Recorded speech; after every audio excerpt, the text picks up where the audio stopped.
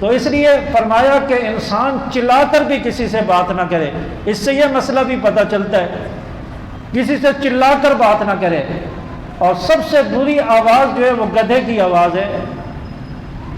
سب سے بری آواز گدھے کی آواز کو قرار دیا. سورۃ اللقمان میں اللہ تعالیٰ نے فرمایا لصوت الحمیر کا لفظ آیا ہے. سب سے بری آواز جو ہے گدھے کی آواز ہے، کیونکہ گدھا جو چلاتا ہے پورے محلے میں اس کی آواز جاتی ہے، اور اس کی آواز جو ہے وہ جو ہے ایسی ہوتی ہے، بدمزہ آواز ہوتی ہے.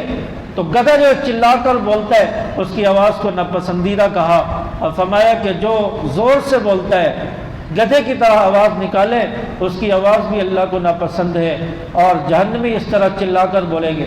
تو اسی طرح اس لیے فرمایا کہ انسان چلا کر نہ بولے.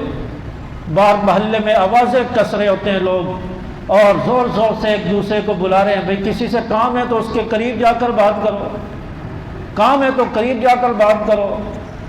ایسے زور زور سے ہنس رہے ہوتے ہیں کہ پورے محلے میں آواز جا رہی ہوتی ہے. تو یہ سب آداب کے بھی خلاف ہے، اور دین کے بھی خلاف ہے، قرآن کے بھی خلاف ہے یہ زور سے چلانا. اس لیے تو فرمایا کہ مسجد میں اونچی آواز سے بات نہ کرو. دنیاوی باتیں مسجد میں جو ہے بلند آواز سے نہ کی جائیں، یہ سخت ناپسندیدہ ہے.